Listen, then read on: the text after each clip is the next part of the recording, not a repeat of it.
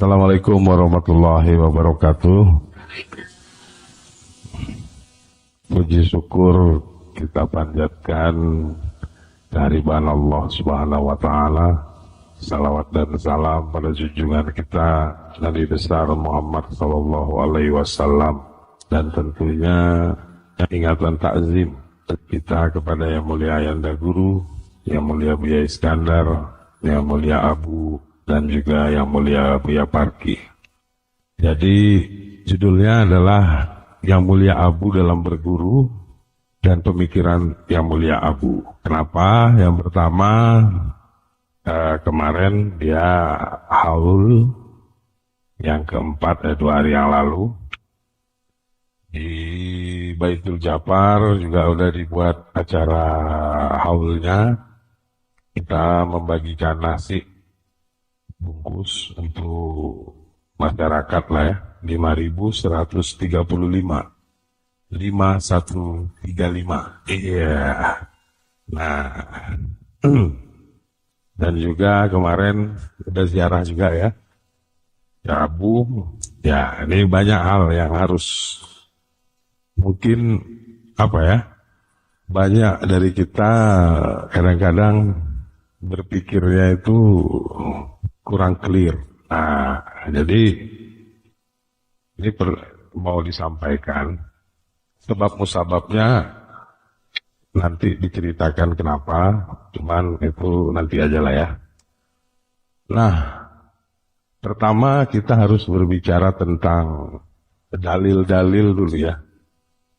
Saya ambil dari Tanwirul Qulub, menerangi kabel manusia bumi, manusia langit. Ini penulisnya Syekh Muhammad Amin Al-Kurdi. Habis itu kitab Al-Hikam, bab tasawuf, penulisnya Syekh Ibnu Atailah. Nah, jadi ada makom-makom dalam manusia.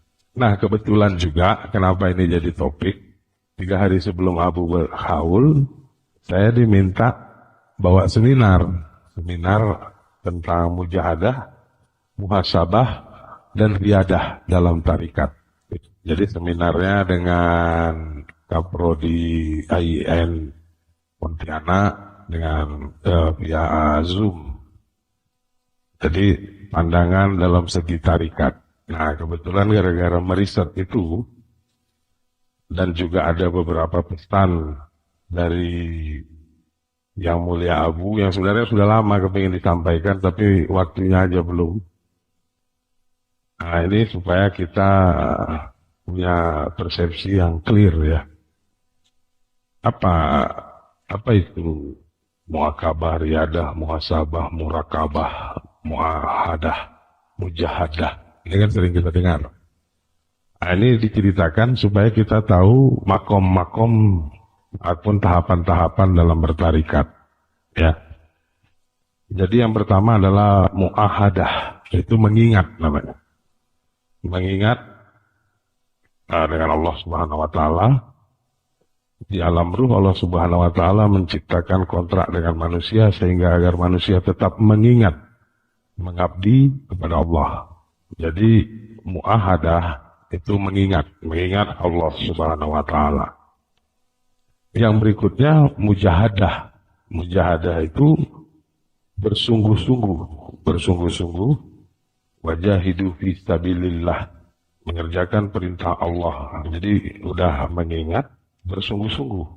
Nah, kalau dalam Al-Qur'annya surat Yunus, kami tidak mengutus sebelum kamu kecuali orang-orang laki-laki yang kami beri wahyu kepada mereka, maka bertanyalah kepada mereka yang mempunyai pengetahuan jika kamu tidak mengetahui. Nah, itu tadi mujahadah. Baru murakabah. Ini murakabah. Murakabah ini sering kita dengar. Ini kita selalu dilihat oleh Allah. Jadi yang pertama mengingat. Setelah mengingat, kita bersungguh-sungguh. Setelah bersungguh-sungguh, di makom murakabah sudah diawasi oleh Allah. Nah, setelah itu muhasabah. Muhasabah ini introspeksi diri. Jadi perbuatan dosa itu kan setiap hari kita mengintrospeksi diri. Setelah itu baru namanya riyadah. Riyadah itu mengulang atau melatih diri. Jadi diulang-ulang dia. Jadi setelah diingat, bersungguh hati, terus merasa selalu diawasi, introspeksi, dan mengulang-ulang. Mengulang-ulang ataupun riyadah tadi. Nah, menurut Imam Al-Ghazali, ada 4 jalan. Jalan riyadah itu ada 4. Yang pertama, ini seperti suluk kita juga. Ini sudah disampaikan oleh Imam Al-Ghazali. Apa itu? Mengurangi makan, mengurangi tidur, mengurangi bicara, dan yang nomor 4 ini yang paling tinggi, sabar yang luar biasa, menelan pahitnya tindakan orang lain yang tidak menyenangkan hati. Jadi menelan apapun kita diejek-ejek orang, kalau kita sabar diam aja, itu sebenarnya udah makam riyadah itu. Jadi kalau disuluk, kita kurangi kan, kita ngurangi makan, ngurangi tidur, ngurangi bicara. Habis itu, apapun yang dibilang orang, diam aja. Sebenarnya itu udah makam riyadah. Nah, jadi baru di dalam hati kita Allah akan memunculkan sifat ikhlas, sabar, jujur, istiqomah. Jadi setelah kita itu baru keluarlah makam apa tadi itu, sifat-sifat tadi. Nah, ini dipahami dulu kenapa bicaranya kok ada murakabah, muhasabah, segala macam. Jadi supaya pengertian kita itu pas. Riyadah itu kesabaran ya. Kesabaran yang luar biasa. Pokoknya dia udah semata-mata Allah Subhanahu wa Ta'ala aja. Nah, baru saya cerita tentang sosok yang mulia Abu. Ini supaya clear ya. Jadi yang pertama tentu kita harus melihat pribadinya dulu. Siapa yang mulia Abu ini? Masa kecilnya seperti apa? Bagaimana karakternya? Nah, jadi Abu ini dari kecil dia itu memang apa ya? Dia memang kurang hobi dengan konfrontasi. Dia kurang hobi dengan berdebat. Itu dari kecil. Sifat itu sudah dari kecil. Nah, dan Abu ini adalah orang yang sangat keras. Jadi, kesannya seolah-olah dia nggak keras, pelin-pelan. Tapi dia sebenarnya sangat keras dengan dirinya sendiri. Nah, ini banyak orang yang nggak ngerti ya. Kenapa? Kenapa itu? Yang pertama, ini udah banyak saya tanya sama mama, tante Mimin, semua lah ya. Abu itu takut kali dia sama bapaknya, sama ayah guru, takut kali. Yang kedua, dia takut kali sama gurunya, ayah juga. Yang ketiga, dia takut kali sama Tuhan. Udah dari kecil itu, Abu itu. Takut sama bapaknya, takut sama guru, takut sama Tuhan. Jadi kalaulah karakter ini, saya pikir dia nggak mungkin main-main di dalam ajaran tarikat. Kalau dia sangat takut sama gurunya, sangat takut sama bapaknya, sangat takut sama Tuhan, udah pasti dia nggak main-main. Kenapa? Kalau dia main-main, dia durhaka sama bapaknya, sama gurunya, sama Tuhan. Kan berat itu.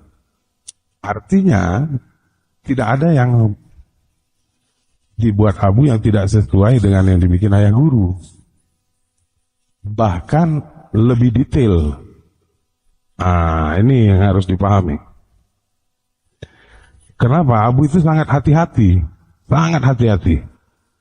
Detail. Bahkan kalau dalam perjalanan itu ya, kami rombongan, supirnya siapa, bensinnya siapa aja isinya, kalaupun ada tamunya, mesti dia tahu tamunya ini nanti yang ngurus siapa, makannya di mana, mobilnya siapa, itu sampai ke sana itu abu itu mengurus orang itu. Artinya, kalaulah dia takut sama bapaknya, takut sama gurunya, dan sangat detail, kira-kira apa berani dia main-main dalam tarikat ini? Nggak berani.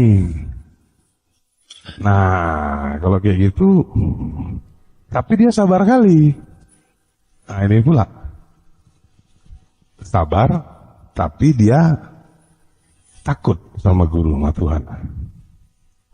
Ada mimpi dan harapan abu ini dari dulu, dari saya kecil. Ini mimpi dia dari kecil. Bahwa dia kepingin kali nengok orang baik. Itu dari kecil itu saya. Abu itu pingin sekali melihat orang itu baik. Kalau bahasa sekarang, kalau dulu cuman segitu aja. Bahasa terakhir-terakhir dibuat menjadi Abu itu sangat ingin melihat orang-orang tarikat ini seperti kaum Madinah. Masyarakat yang madani. Itu dari dulu. Nah,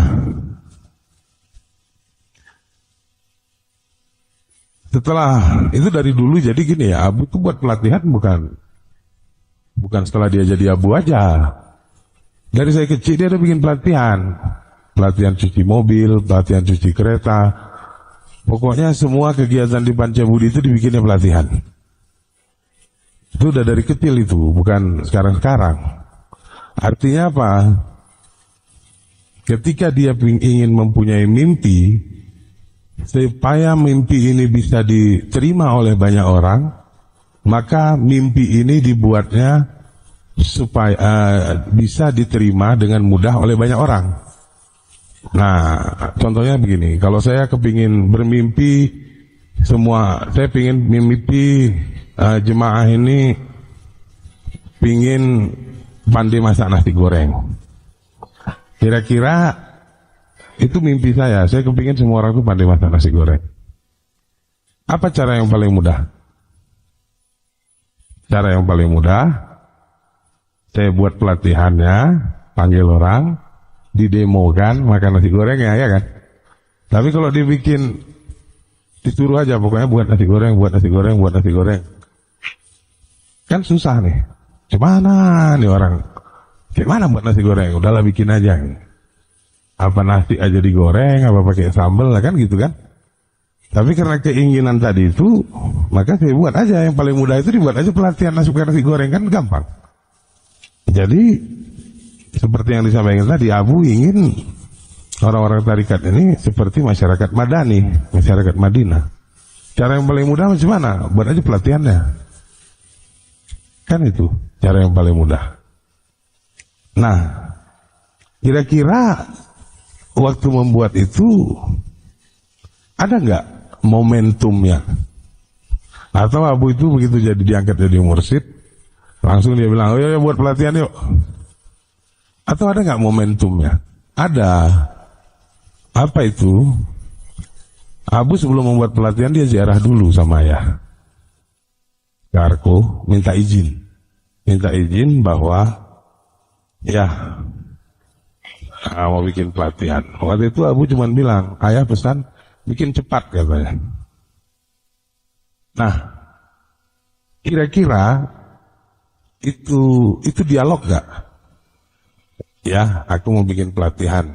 Kira-kira kan ayah jawab, ya kau bikin cepat katanya. Nah, kira-kira sebagai Abu yang detail, apa info itu cuma di situ aja bikin cepat? Tidaklah, pasti ada di sebalik itu. Pasti ada di sebalik itu. Kenapa? Kita harus sepakat dulu bahwa ayah itu aulia kutub, aulia besar. Apa ayah kira-kira sembarangan aja menunjuk penggantinya? Atau kalau kita yakin ayah itu seorang aulia besar, kira-kira perkataan ayah itu abadi nggak? Atau cuma zaman ayah aja berlaku? Abadi lah. Kalau enggak, ya kalau dia nggak abadi, doa-doa aulia itu abadi, ya doa-doa Rasulullah itu abadi. Ya kan? Doa orang tua aja sama anaknya abadi. Ya kan? Nah, kalaulah doa itu abadi dan Tentu ada di sebalik ini yang banyak orang lupa. Ini yang dilupakan orang. Abu selalu bilang, suluk orang tarikat ini udah berpuluh-puluh katanya, bertahun-tahun. Ajaran ayah sudah diberikan, sudah lebih dari cukup. Tapi mengapa ya tidak ada berbeklat? Akhlak murid-murid tarikat tidak baik.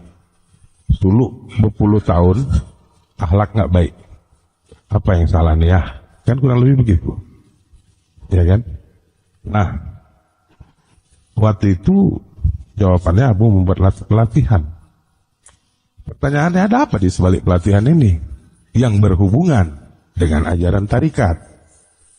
Kan gitu dia harusnya berpikirnya. Ayah Abu bertanya sama ayah, ya murid-murid ayah ini udah bertahun-tahun suluk, angkatnya udah mulai pentawaju, petoto, pentarikat, hebat-hebat kali. Tapi kok akhlaknya buruk nih ya? Kan itu pertanyaannya kurang lebih kan? Nah, kalaulah pertanyaan itu urusannya dengan tarikat, maka jawabannya tidak boleh lari dari tarikat. Iya kan? Nah, waktu itu ayah bilang cepat buat. Dari perintah itulah Abu melahirkan konsep Islam kafah berupa pelatihan. Kira-kira itu atas perintah siapa itu? Hah? Perintah ayah lah. Kan betul. Ya, murid-murid ayah nih suluk bertahun-tahun, akhlaknya buruk. Apa yang mau kau buat? Kan kurang lebih begitu. Pelatihan. Kalau kayak gitu, apa isi pelatihan yang sama dengan isi tarikat? Yang tidak bertentangan dengan perintah ayah guru. Ini yang harusnya kita riset. Dan itu yang dipegang Abu sampai dia berpulang. Kira-kira orang yang sangat luar biasa memegang amanah itu kan? Hah? Cuman kita yang nggak paham. Nah, artinya itu atas perintah ayah guru. Jadi ada yang salah. Apa yang salah? Apa yang salah dalam bertarikat ini? Jawabannya itu sebenarnya yang tiap hari kita bikin. Itu yang gak duduk sama orang tarikat ini. Apa itu? Lataif namanya. Apa itu lataif? Lataif itulah seluruh sifat akhlak itu. Lataif itulah latifatul kolbi, latifatul sir, latifatul natiko. Itulah semua amarah, iri, dengki, busuk hati. Itulah semua.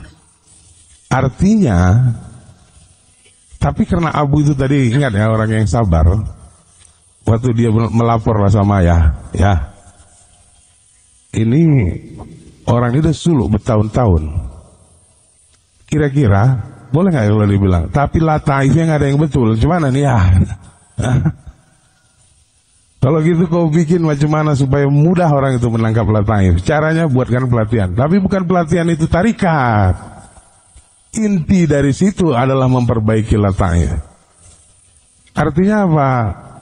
Bukan Abunya yang salah, jikir kita yang sonteloyo ini artinya. Hah? Enggak, duduk. Berarti ada yang salah di situ.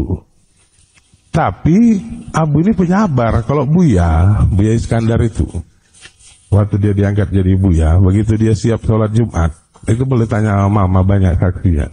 Dia langsung datang sama Umi, apa dibilangnya? Murid ayah ini semua nggak adanya ini. Udah nggak ada yang jikirnya betul, kosong ya ini semua. Di situ itu di surau itu ratusan orang yang wirid waktu itu. Udah nggak ada yang diingatnya apa lagi, ayah lagi. Apa ini mengejutkan? Tidak, zaman Rasulullah juga gitu. Fatimah tuh nangis, ya kan? Nangis dia. Tuh di makam Rasulullah. Beginilah perbuatan para sahabatmu, katanya. Semua ada sibuk mementingkan dirinya sendiri. Itu di zaman Rasulullah lagi, apalagi zaman ayah. Udah lupa pun ayah, orang sama ayah lagi.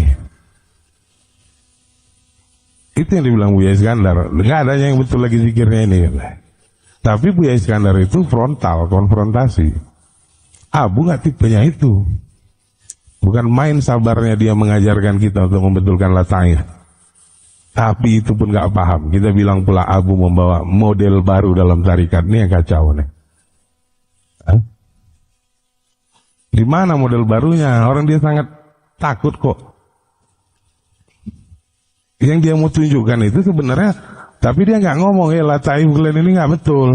Waktu dibilangnya murid ayah suluk bertahun-tahun, akhlaknya buruk. Artinya apa itu?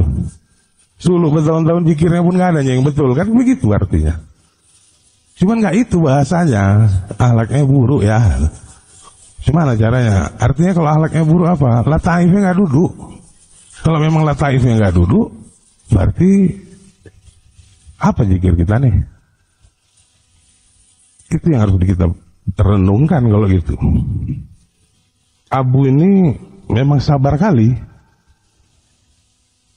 Bahkan bagi saya, disitulah Abu ini kesempurnaan makom riyadah yang tadi itu.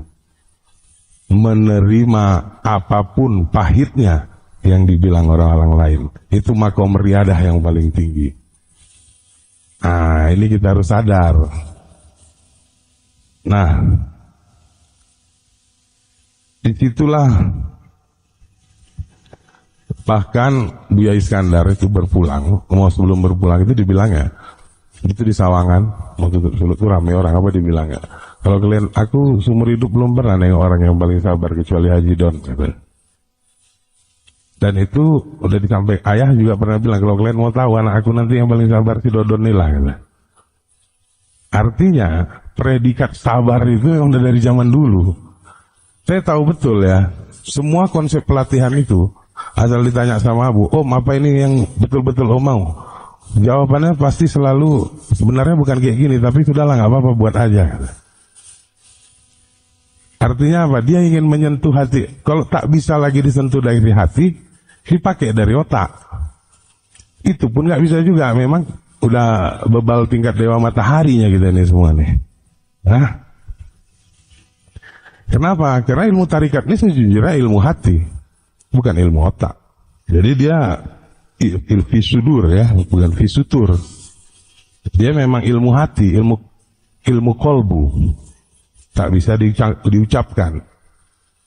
Cara yang paling mudah dibikin pelatihan. Pelatihan itu kalau mau diriset isinya semua lataif itu. Lataif. Artinya perintah dari guru tetap dipegang oleh Abu. Menjalankan, mendudukkan zikir di dalam seluruh murid-murid ayah. Inilah yang pesan tak sampai. Kenapa? Karena Abu itu bukan tipe yang konfrontasi. Dia bukan mau membilangnya, ini kayak ibu-ibu nih semua udah gak adanya yang betul zikirnya nih. Kalau Buya Iskandar mau aja dia ngomong gitu. Ayah mau kayak gitu. Tonton loyo kalian bodoh kata kan. Hah? Itu bedanya. Abu gak pernah keluar dari mulutnya kayak gitu. Abu itu bertutur bahasa kali. Tapi pertanyaannya, itu juga gak yang dibilangnya? Kan sama kan? Itu juga kan? Perbaiki lataif kalian. Sama dengan perbaiki akhlak. Banyak-banyak baca Al-Quran. Banyak-banyak zikir. Kan sama itu. Cuman persepsi kita, oh ini tarikat model baru. Nah ini yang kacau nih.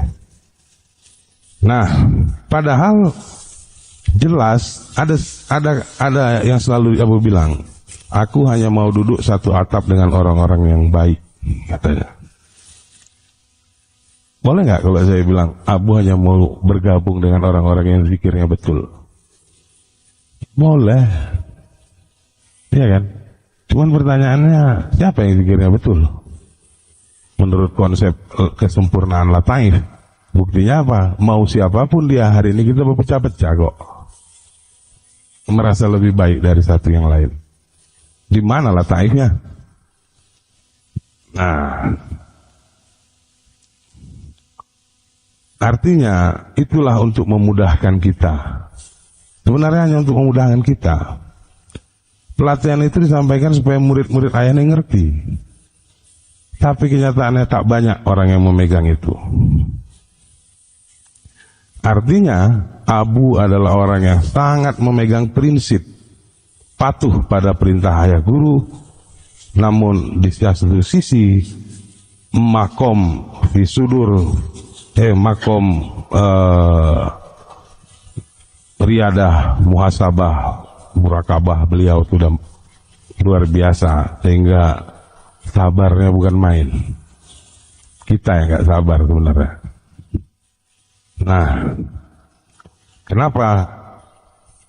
Ingat ya, yang disampaikan Imam Ghazali tadi, mampu menelan pahitnya tindakan orang lain yang tidak menyenangkan.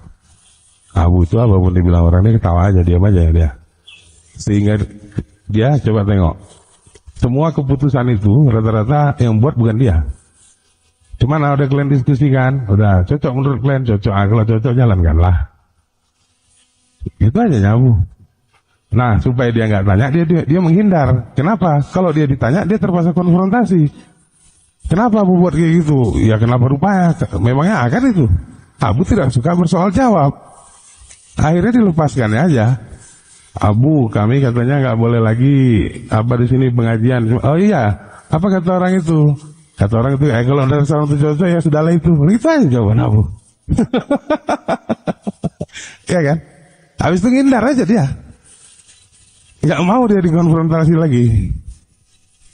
Diam aja dia. Nanti sibuk lah orang, aku pingin kali jumpa Abu. Aduh nanti ini. Kenapa? Begitu ditanya bersoal jawab. Abu nggak suka bersoal jawab. Artinya, yang dipandang Abu dalam kehidupannya murni-murni menjaga amanah guru dan ayahnya. Menjaga lataif, menjaga sabar, menjaga lisan. Itu artinya.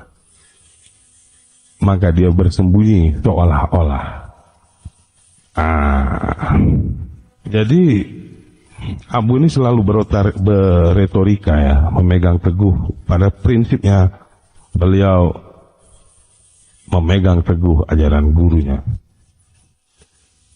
Jadi kuncinya sebenarnya apa yang mau disampaikan Abu itu lataifnya itu. Sering orang bertanya, ini bertentangan dengan tarikat yang dibikinnya Mulia Abu ini. Tidak bisa memahami esensi tarikat yang begitu hebat.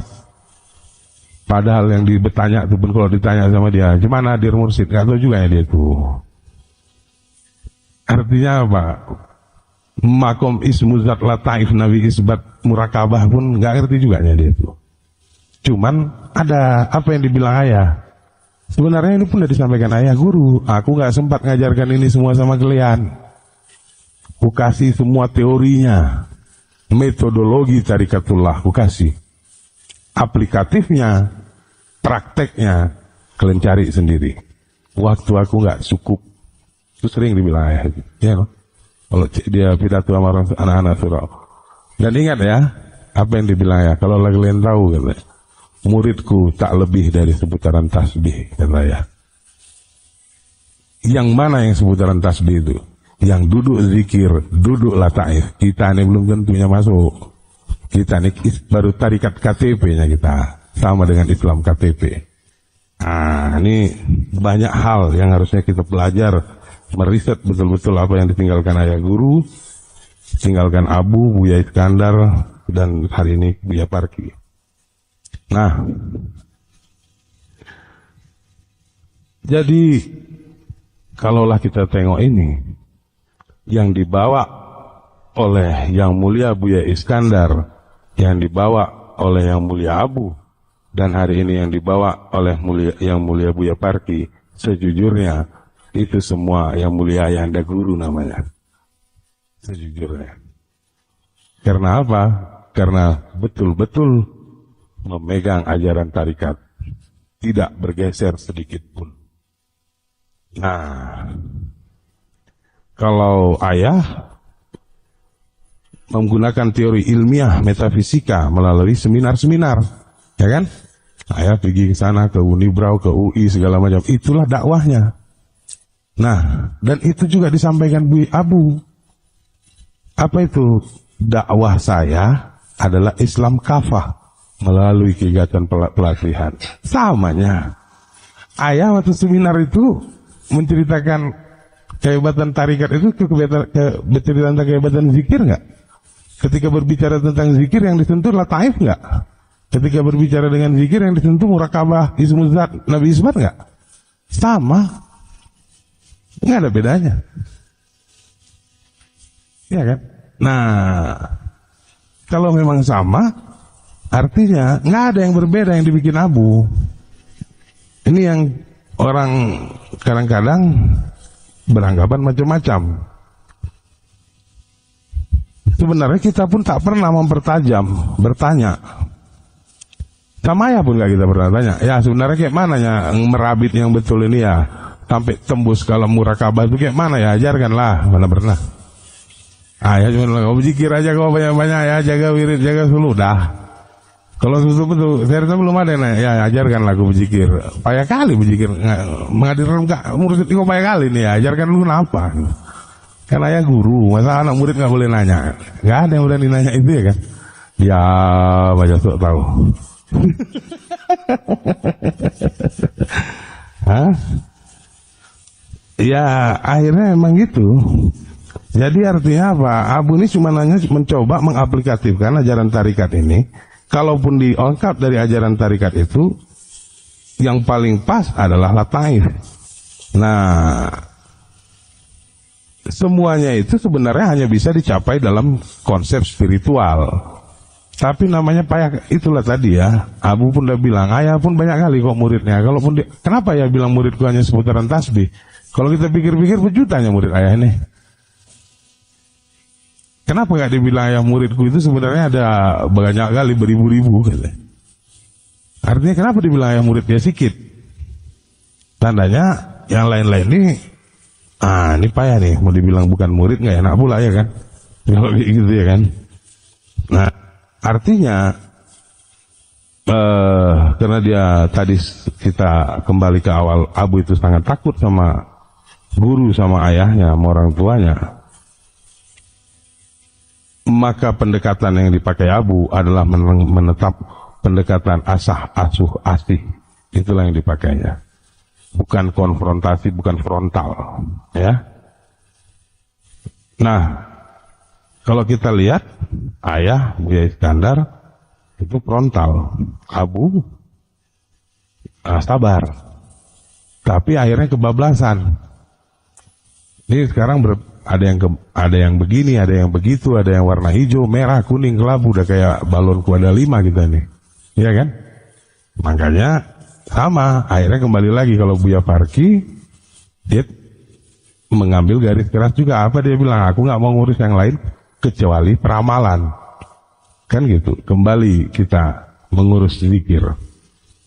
Artinya saya yakin mau dari zaman nanti Buya Farki, Abu, Buya Iskandar sampai ayah sendiri, kalau mau kita tengok problem besarnya sebenarnya adalah belum duduk zikir kita, itu aja ya. Belum betul bertarikat kita. Itu sebenarnya problem terbesarnya. Nah, jadi kalau kita tengok itu problemnya, ya kenapa kita kumpul di sini semua kan sebenarnya karena zikir. Saya nggak mungkin bisa duduk sama dari mana-mana kita nih. Ada yang dari kenal pun tidak, iya kan? Coba saudara bukan kenal tidak. Kita bisa duduk di satu tempat yang kalaupun ada salah lebih kurang minta maaf lah, bilang ya kan? Sudah macam saudara. Kenapa kita bisa kumpul di sini kalau nggak karena zikir? Iya kan?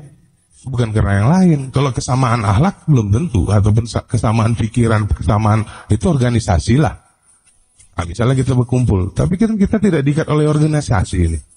Entah rumahnya di mana, entah anak siapa, entah mama siapa, walaupun nggak tahu, datang kemari, ayo kak makan, tahu kita betul nggak?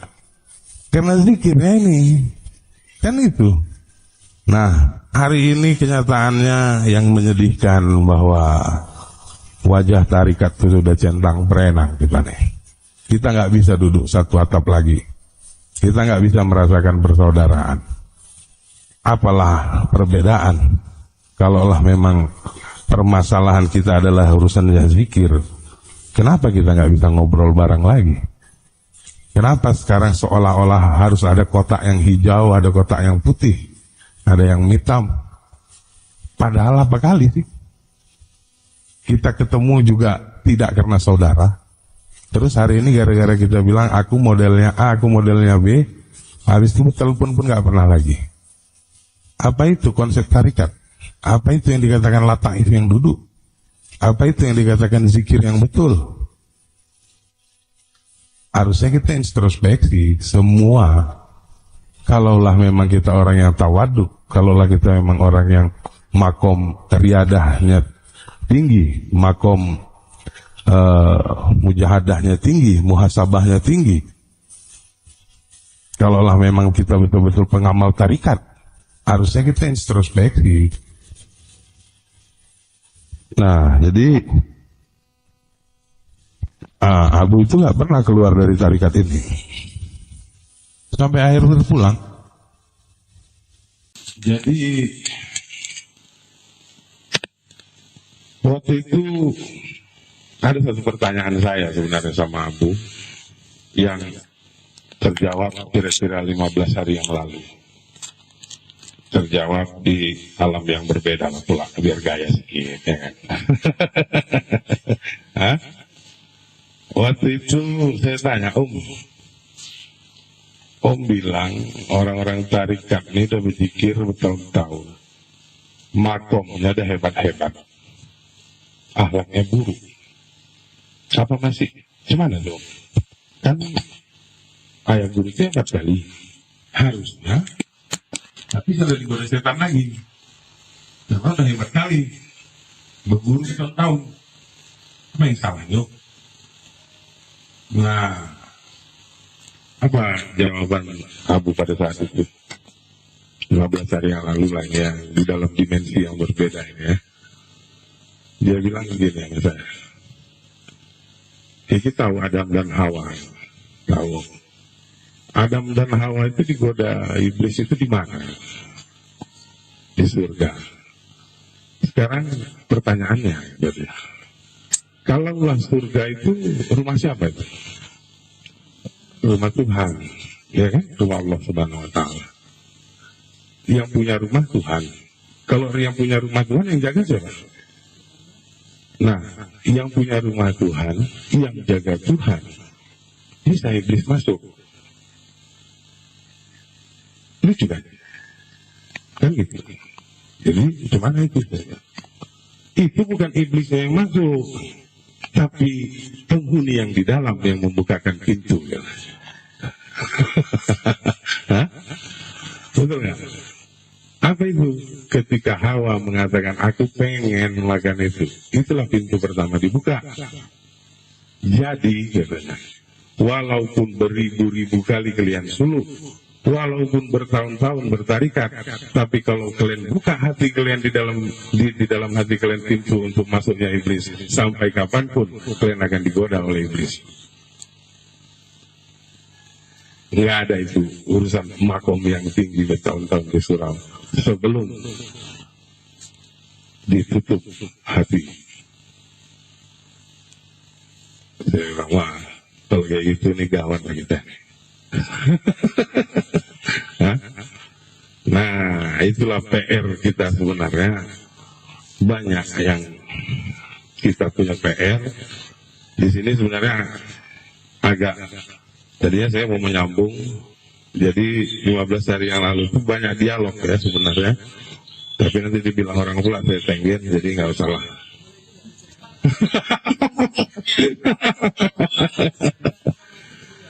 Nah, jadi gini, ada cerita lucu. Kira-kira 15 hari yang lalu, saya mengalami aneh lah pokoknya. Jadi minum dari luar, waktu itu nggak di luar surau ya, menggeletar-geletar, kedinginan, tapi nggak panas nggak dingin. Tapi menggelitar yang luar biasa hebatnya. Sampai di surau itu jam berapa ya? Jam 5 ya? Jam 5 sore. Di sini itu udah nggak sadar. Sama sekali nggak sadar saya. Hilang ingatan belas. Saya sadar itu kurang lebih jam 7 malam. Setengah 8. Tapi yang lucunya, selama nggak sadar itu, saya cakap. Berfatwa tahapo-hapo lah saya cakap. Yang banyaklah pertanyaan, bahkan jawaban yang saya dapat di pertanyaan itu dijawab Rabina semua. Nah jadi ada yang saya cakap sama ayah, kata orang ini, suara saya kayak ayah juga. Gitu. Orang ini jadi waktu saya sadar orang ini udah nangis-nangis. Kenapa? Karena tensi kiri saya itu 40/20. Tensi kanan saya 250/110, per 150. Yang lucunya di EKG 4 kali nggak ditemukan jantungnya.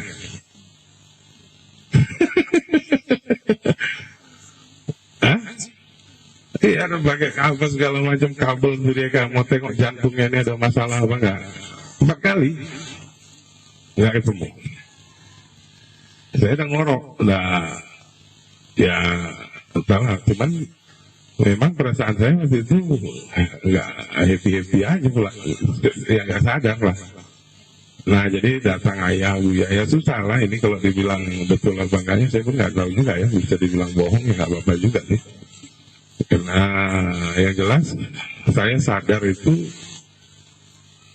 waktu itu ada ayah, buya, abu, bangin malik, bang japa papa, semua adalah di situ, umi lengkap. Tapi yang waktu itu ayah bilang, Don, kau sadarkanlah dia gitu. Jadi waktu itu aku datang, itulah ceritalah konsep tentang bertarikat ini. Ya, habis itu saya sadar. Waktu saya sadar itu saya masih lihat mesin di kanan itu 250/150 tensi itu saya masih lihat yang kanan. Tapi habis itu balance dia, balance kanan kiri sama. Nah, kanan kiri memang agak tinggi sekitar berapa ya, 220 lah ya, 220/100 sudah tinggi. Tapi awalnya kiri beda, kanan beda. Bahkan hampir 7 kali error. Udah yang kiri ini dicari nadinya itu nggak dapat. Jadi di EKG bisa nggak nampak, jantungnya nggak nampak. 4 kali. Saya pun nggak ngerti, saya pikir cuman bagi saya kesimpulan saya mati itu biasa-biasa aja, nggak berdebat kali gitu.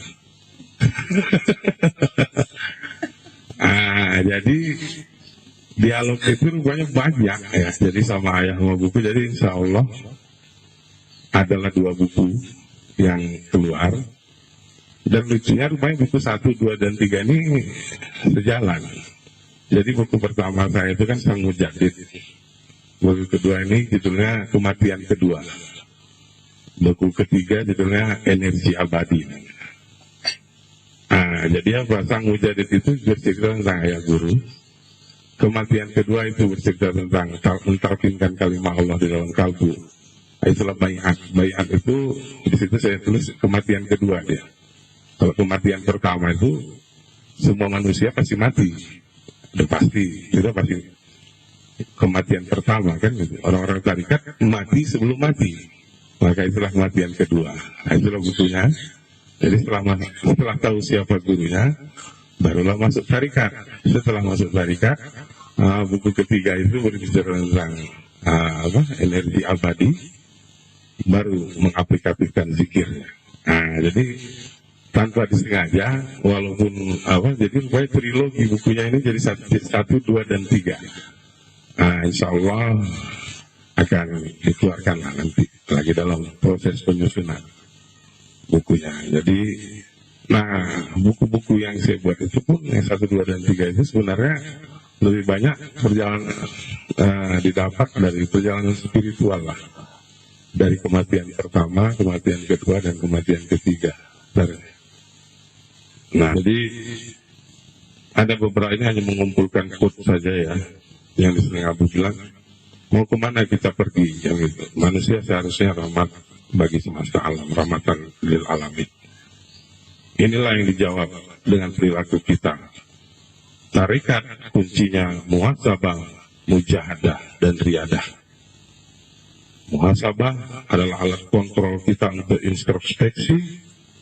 Sempurnanya kita bermujahadah dalam mendekatkan pada Allah, maka dunia mengikut. Itu ayat yang selalu sampaikan. Kalau zikir kita duduk, maka dunia pun mengikut. kerjakan kerjaanku maka akan kerjakan kerjaanmu, kan gitu kan, yang selalu disampaikan ayah kan. Dan Tuhan maha bersunatullah, bersebab akibat. Nah, jadi lataif adalah indikator. Lataif bukan menghilangkan. Marah, benci, nafsu nggak bisa dihilangkan, tapi dikontrol. Lataif lah mengontrolnya. Itu dia. Jadi inilah mungkin yang mau disampaikan. Boleh kalau ada kira-kira yang ingin ditanyakan. Mama dulu boleh. Sebenarnya saya nggak mau bertanya, cuman tadi mau menyampaikan mengenai Abu. Abu itu bilang sama saya, Kak Ed, aku dibilang orang abu-abu. Aku nggak peduli kan, karena aku memang nggak mau berantam kayak Buya tadi. Nah ini loyonya semua. Buya waktu suluk di Kuala Lumpur hidup TV, Buya itu lari, buang TV ini, tak ada orang suluk ada TV. Buya kayak gitu. Kalau Abu dia nggak mau, biarlah saya dibilang orang abu-abu, nggak apa-apa. Itu yang disampaikan waktu itu sama Buya. Terus tadi nambahin yang si Kiki mau mati itu, dokternya pun udah pening sampai nggak mau dibayar. Dan waktu itu saya nggak dikasih tahu, dibilangnya sama si Rabina jangan kasih tahu. Terakhir katanya ada suara ya, ini meninggal ini barangkali, kata si Rabina. Ya udah nggak usah diceritakan saya aja, dia baru cerita semalam. Tahu-tahu bilang ayah belum meninggal, pokoknya kutitip lah dia makian urus si Kiki, gitulah kira-kira. Saya pun nggak tahu, karena sebelah ini udah 250 per 150. Jadi barangkali kita melihat juga dari sejarah mengenai kenapa kehebatan Rasulullah SAW. Rasulullah SAW itu mempunyai 4 panglima yang sifatnya itu berbeda, berkumpul dia jadi satu. Dulu pernah belajar sedikit ilmu humaniora. Kalau kita samakan misalnya kayak Abu ini sifatnya seperti Sayyidina Ali, nggak mau konflik. Yang lain itu Abu Bakar nak memotong orang saja. Yang lain jadi berkumpul 4 itu sehingga hebatlah dia. Dan di zaman manapun kita nggak bisa lagi mengumpul yang 4 orang itu. Jadi marilah kita syukuri aja. Kita sudah diajarkan sini saling ingat mengingatkan, karena saya rasa lah ini bagus dan sedikit perlu sinopsis. Makanya saya ajaklah kakak-kakak mendengar yang pertama lah, mendengar cerita ini, itu aja. Yang lain mau nanya silakan, entah mau nanya gimana supaya bikin lataifnya hebat, entah apa Pak Adi. Assalamualaikum warahmatullahi wabarakatuh. Izin Bi bertanya, pertanyaan saya, menurut Abi, siapa yang paling benar di antara yang mulia Abu, yang mulia Buya Farki, dan atau Ustadz Danis? Dan bagaimana menurut Abi penerus-penerus dari Abu sendiri, Bi? Terima kasih, Bi. Assalamualaikum warahmatullahi wabarakatuh. Kalau pertanyaannya sama saya, yang paling benar sama saya ya guru. Kalau saya, bagi saya sebenarnya ya ada benar salah ya, semuanya benar. Iya, siapa aja. Jadi ini pemahaman yang harus kita pas betul ya. Mursyid itu bukan manusia. Siapa aja yang mencapai ke makam itu silahkan aja. Saya bangga kok guru saya menciptakan banyak mursyid. Kalau bagi saya bila perlu seluruh murid ayah ini harusnya kualitasnya mursyid. Hah? Harusnya semua kualitasnya mursyid. Kenapa? Ya rabitanya udah bukan main hebatnya kan. Dan harus kita pahami, yang dikatakan mursyid itu bukan manusia. Dan makom tertinggi itu sebenarnya ya, kalau kita mau kaji makom-makom tarikat itu biasa aja kok. Biasa aja itu. Jadi yang paling penting itu begini. Setiap saya seminar selalu ada kata-kata mutiara yang dibacakan moderator. Jadi CV saya dibaca selalu kata-kata mutiaranya itu begini. Bagi orang yang dekat, rindu itu nggak ada. Bagi orang yang cinta, itu wajib setia. Jadi kalaulah bagi orang yang dekat, ayah itu ya hidup aja dia. Ngapain pula dicari guru yang lain kalau saya kan gitu. Kalau saya cinta sama ayah, ya saya setia sama dia. Dan itu sebenarnya berlaku kepada murid siapa saja. Harusnya begitu. Apa yang dicari-cari yang lain, orang dia ada kok, dia hidup. Ya kan? Nah, jadi mau Danis, mau Buya Farki, mau Abu, Bang Moga, Afrul Bakar, segala macam. Bagi saya harusnya bukan hanya itu. Kalau kita tambah 100 lagi, nggak apa-apa tuh. Hah? Dan itu kan silakan aja lah. Dia punya murid sendiri ya, makanya saya juga heran kenapa kok ragu-ragu gitu ya. Kalau saya pikir nggak apa-apa, nggak apa-apa.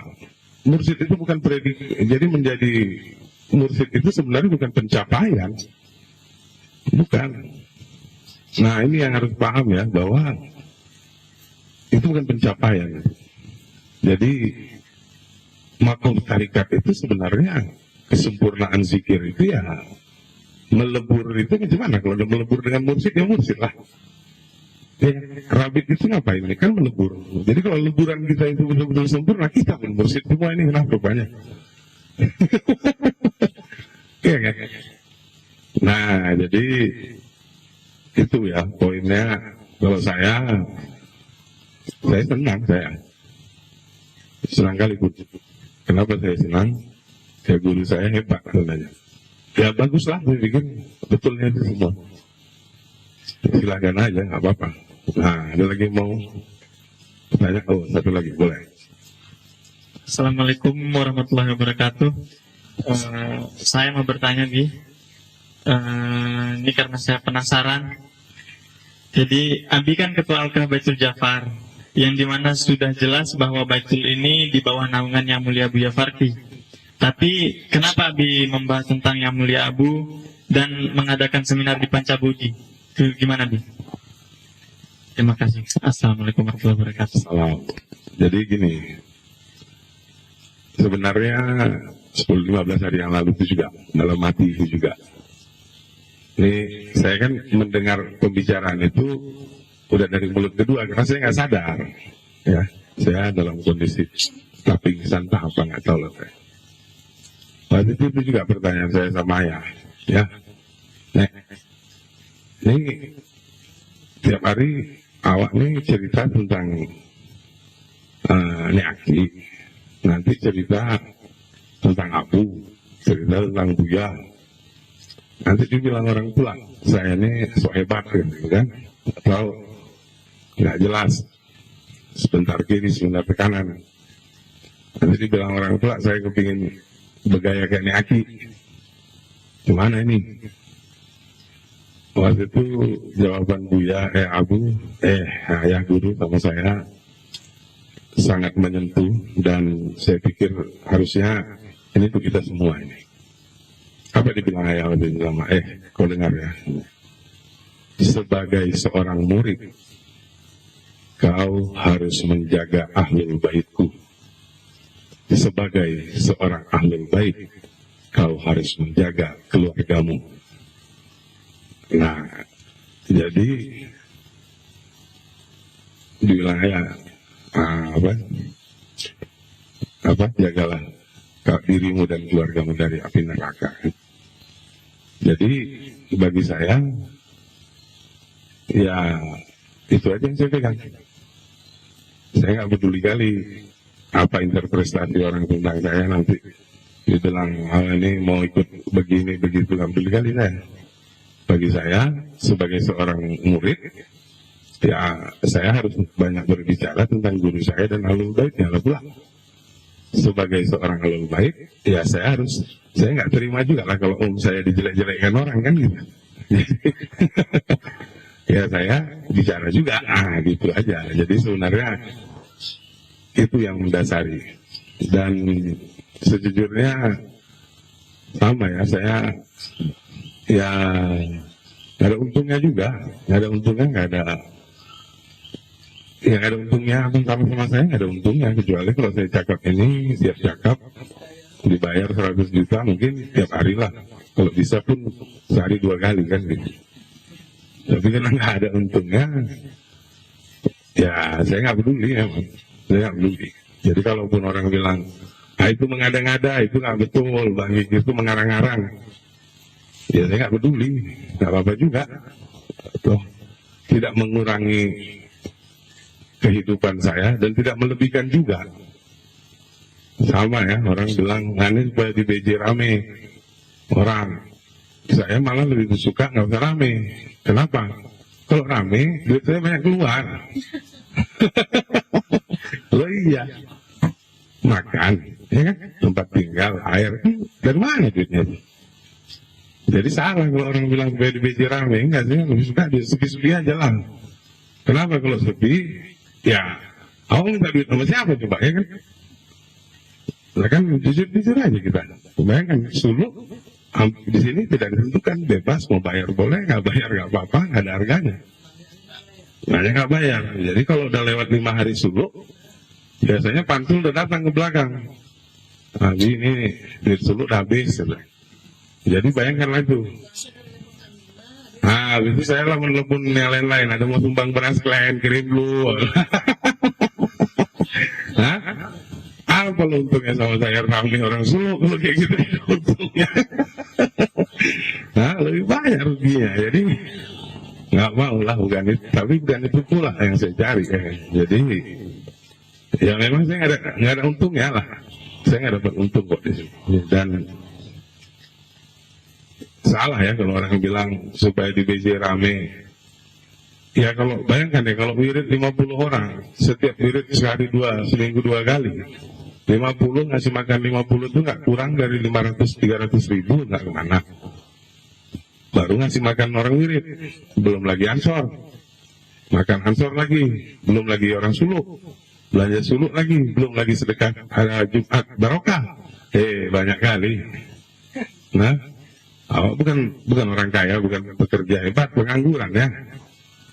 Jadi kalau dipikir-pikir kan betul. Jadi apa kali lah untungnya nggak ada kok. Nggak untung. Kalau saya dapat untung banyak, mungkin saya akan buat ceramah sehari 4 kali lah.